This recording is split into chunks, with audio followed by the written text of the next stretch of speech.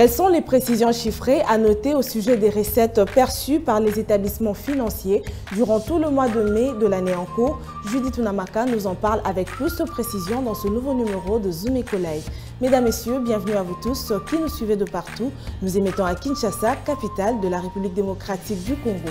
Pour ce nouveau numéro, nous aurons aussi un dossier sur ce plateau qui parle de ce montant 250 millions d'euros prévu par la Belgique pour appuyer plusieurs secteurs de la République démocratique du Congo entre 2023 et 2027. Avant de nous séparer, nous allons donner parole à Patrick Bombouka qui nous fera une analyse sur le secteur bancaire. Mais avant d'y arriver, prenons d'abord les nouvelles en bref.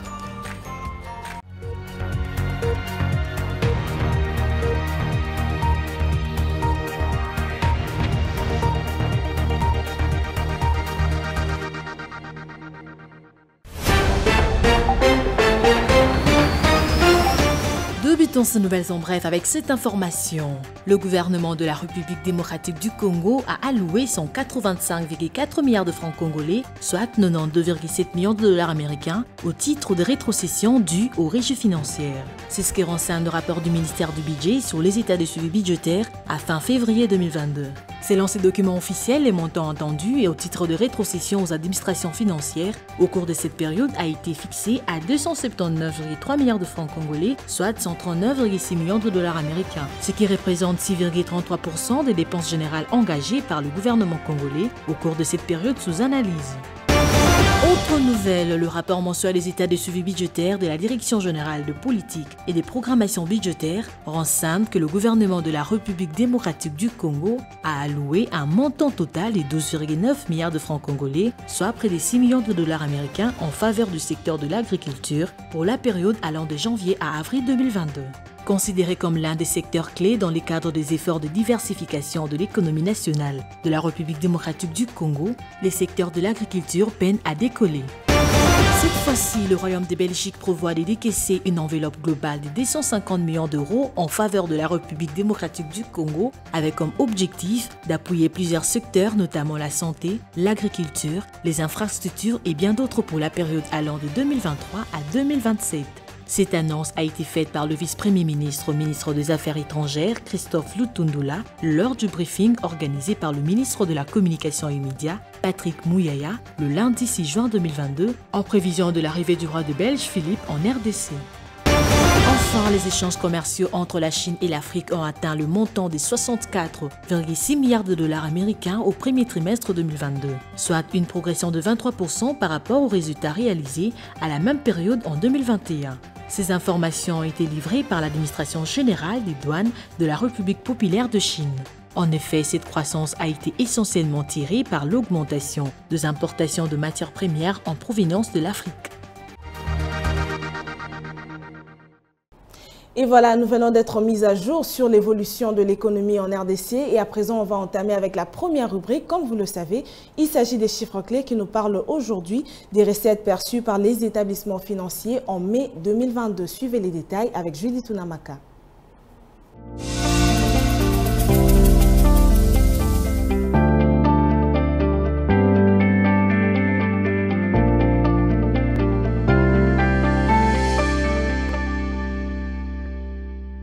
Les précisions chiffrées, nous les avons avec vous. Unamaka, bienvenue sur ce plateau. Merci Piombo. On va commencer déjà avec la mise à jour du cours de change ici en RDC. Rendons nouveau la cote de bourse en République démocratique du Congo, si bien sur la section réglementaire que sur l'approximative.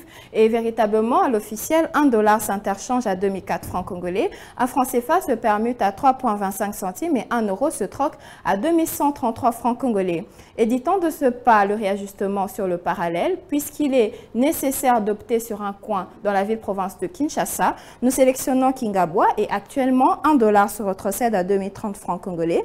Un franc CFA se change à 3,31 centimes et 1 euro représente 2170 en francs congolais. Alors on va évoluer en parlant aussi des recettes perçues par les établissements financiers durant tout le mois de mai de l'année en cours. À combien se sont chiffrées ces recettes? Les recettes encaissées au courant du mois de mai 2022 par les directions financières de la République démocratique du Congo sont déterminées à 1866,2 milliards de francs congolais, à savoir 933,1 millions de dollars américains. Un aboutissement qui symbolise justement une cote de concrétisation de 141% comparée aux projections mensuelles montées à 1326,5 milliards de francs congolais. Et pour finir avec vous, quel a été l'apport de ces trois régies financières dans la mobilisation des recettes au cours de cette période précitée? Au gré des inventaires allégués par le ministre congolais de Finances, Nicolas Kazadi, lors de la rencontre du Conseil de ministres du vendredi 3 juin 2022, la quote-part de chacune des trois régies financières sont ventilées selon l'énumération ci-après.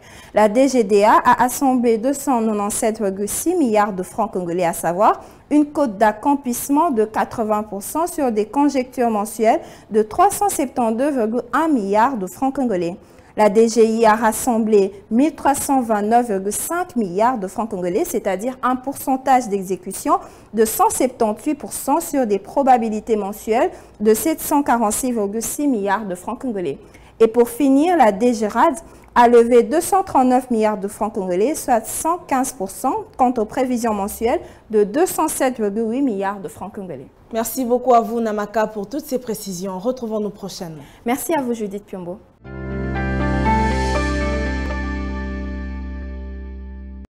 En prélude de la visite du roi belge en République démocratique du Congo, Aris Mbenga nous fait un dossier qui parle de ce montant 250 millions d'euros prévu par la Belgique pour appuyer plusieurs secteurs ici en RDC entre 2023 et 2027. Suivez les détails.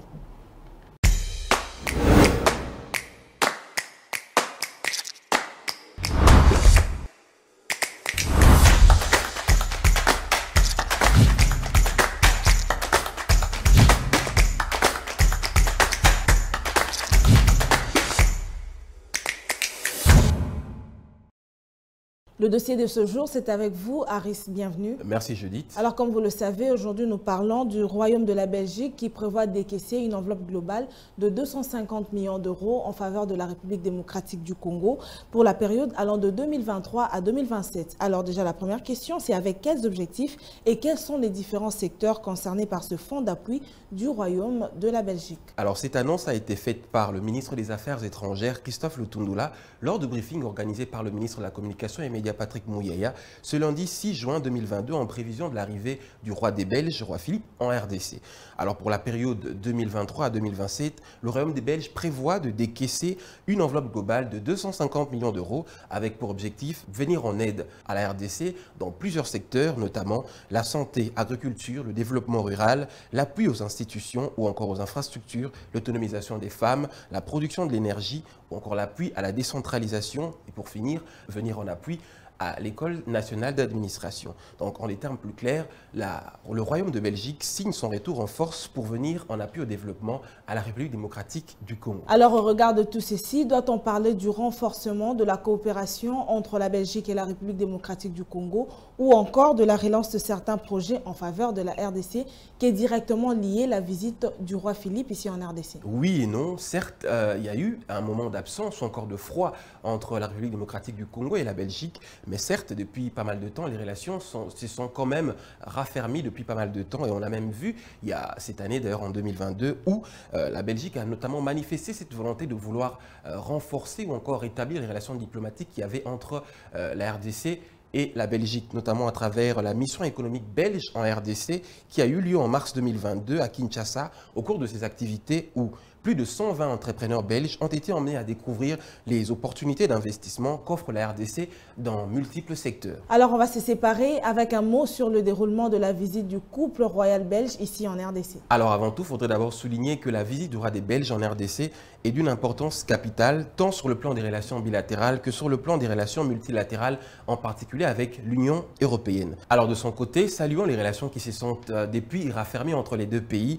Le ministre de la Communication et Médias a souligné lors de ce briefing qu'il sera aussi question de mémoire et de réconciliation lors de la visite du roi des Belges en RDC. Alors conformément au programme établi, la visite du roi des Belges en RDC est prévue du 7 au 13 juin 2022 sur invitation du président de la République, Félix Antoine Tshisekedi, qui prévoit d'ailleurs un entretien avec le président congolais. S'en suivra pour la deuxième étape un discours devant le Parlement mercredi. Et un autre discours est prévu devant les étudiants de l'université de Lubumbashi, dans la partie est de la République démocratique du Congo. La dernière étape concerne bien sûr cette visite dans la ville de Bukavu, dans un contexte de résurgence des hostilités entre les rebelles du M23 et les forces de la liste congolaise, où une visite, encore un entretien est prévu entre le roi des Belges Philippe et le docteur Denis Mukwege. Merci à vous Aris pour tous ces détails. C'était un plaisir de vous avoir reçu. Merci Judith, c'était un plaisir. Juste après le dossier du jour, donnons place à la chronique du jour avec Patrick Bomboka qui nous parle aujourd'hui du secteur bancaire où l'on remarque un retour à un dynamisme encourageant ici en République démocratique du Congo. Suivez l'édito du jour.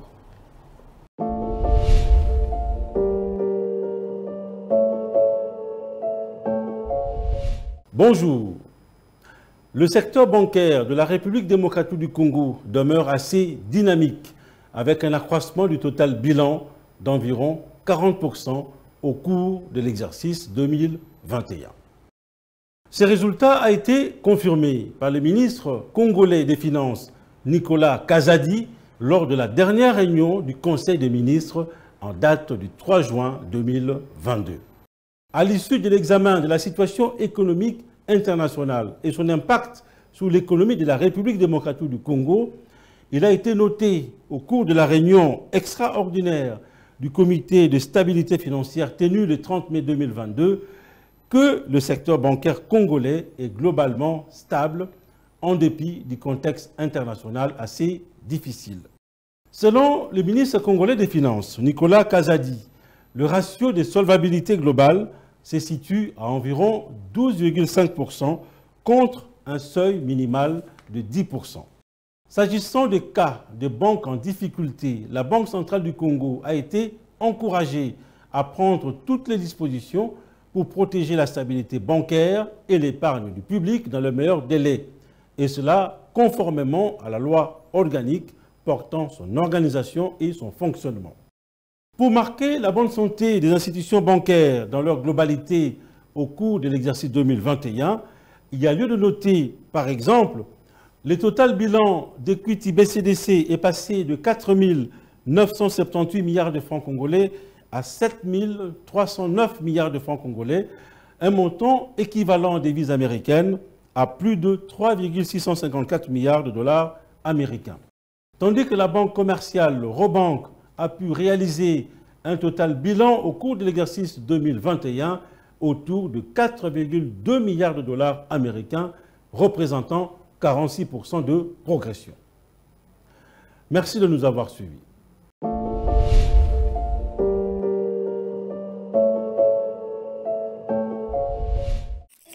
Suivez-moi tout le jour à travers Zoom Wende sur Zoom Eco Live. Abonnez-vous sur notre chaîne YouTube. Zoom Eco Live, la référence de l'actualité économique en RDC.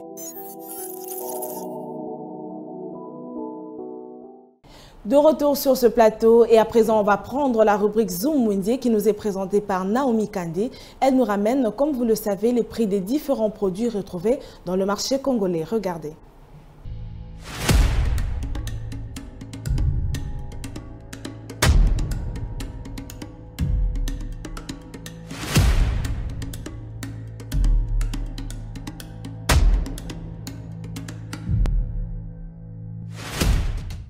Certains ménages optent pour les articles en plastique en ce qui concerne les gobelets, les assiettes, les couverts, bref, la vaisselle en général, parce qu'ils durent plus longtemps, coûtent moins cher et sont moins cassants.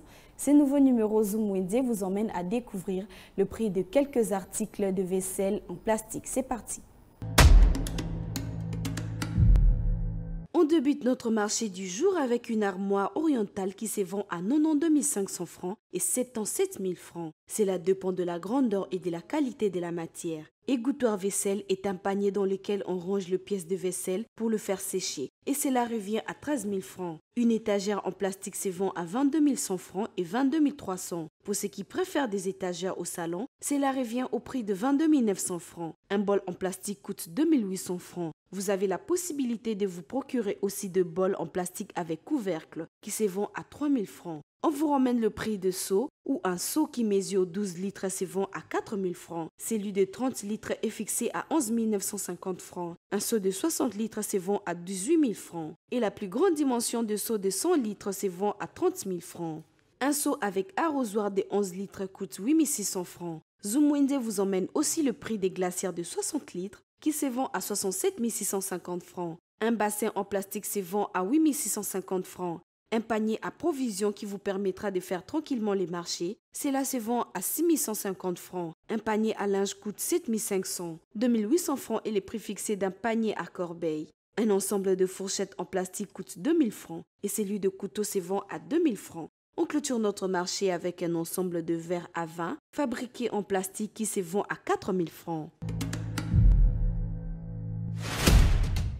Merci de nous avoir suivis. Prenons rendez-vous pour un prochain numéro. Les rendez-vous économiques, c'est dans l'agenda sur Zoom Eco Live. Abonnez-vous sur notre chaîne YouTube.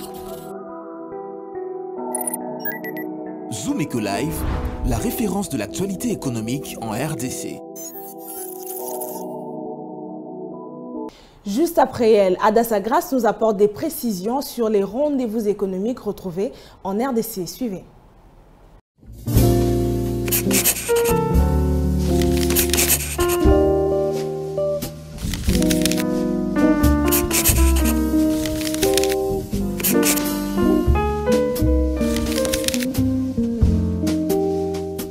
Bienvenue à l'agenda. Voici les entrevues du jour. Africa Financial Industry Summit organise le sommet annuel Africa CEO Forum du 13 au 14 juin prochain à Abidjan.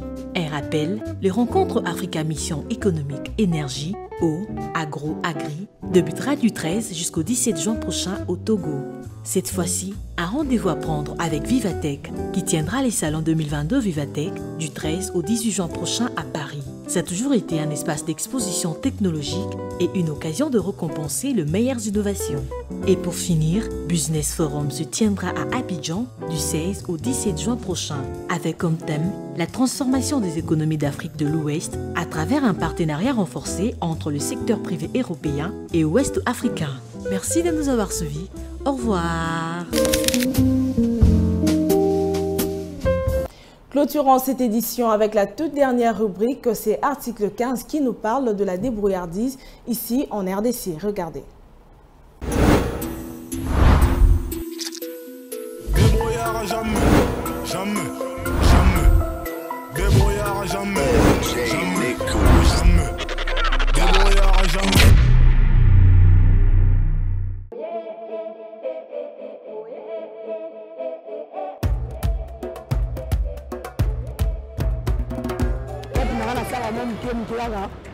Nous avons dit que c'était un mal. Nous avons dit que cash n'est bini.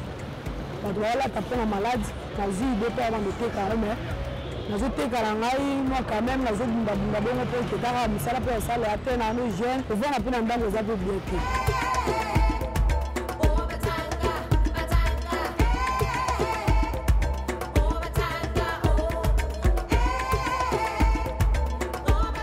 Bana mateka na COP de la Gombeson voilà c'est à une année déjà 6 mois déjà malade.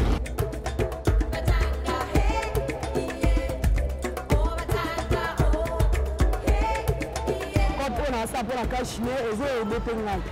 Na minute pour COP ya cache ne maxena blo musu le pesi ma cache ne aussi là parce que le bénéfice na blo musu pesi là déjà.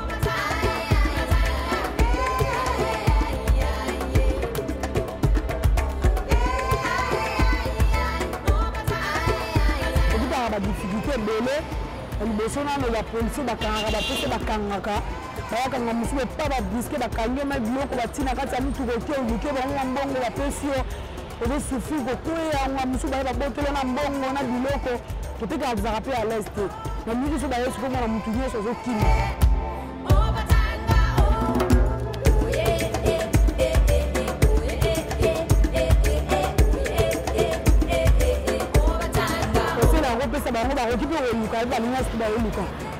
aussi malichite aussi ma soit le roi lui a ça la refute le thé le refute avec la loi cette prison balinga bana ba okende sport ba ngoni za kuna bezo ba te balinga to babima baluka babunda oteka biso oteka ezaka sese ko triste mais ba jeune to bana ndako ko yebisa bango ke babima baluka biso to luka lango ama ko mbale mboko mbale fala luka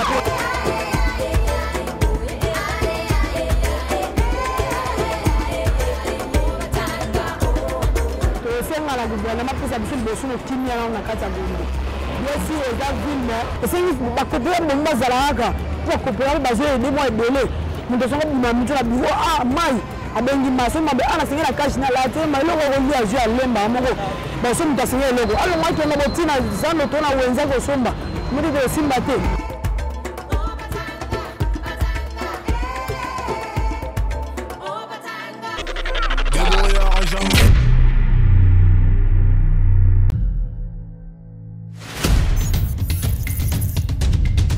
Nous avons pris l'engagement de toujours vous servir en vous donnant l'essentiel de l'information économique en RDC. Mesdames, Messieurs, c'est un plaisir de vous recevoir chez vous. Le gouvernement congolais dirigé par le Premier ministre Jean-Michel Sama Lukonde n'est jure que par la réduction du train de vie des institutions. Merci à vous, Judith Piombo, pour ce dossier. Merci, Unamaka. Désormais, suivez-nous à 19h30 sur la RTNC du lundi au vendredi avec le même plaisir. Zumeko Live, la référence de l'actualité économique en RDC. C'en est fini pour aujourd'hui. Merci à vous de rester fidèles à Zumeko Live. Et pour rappel, n'oubliez pas de vous abonner à nos différentes plateformes et vous serez toujours mis à jour sur l'évolution de l'économie en RDC. D'ici là, portez-vous bien et retrouvons-nous prochainement avec le même plaisir.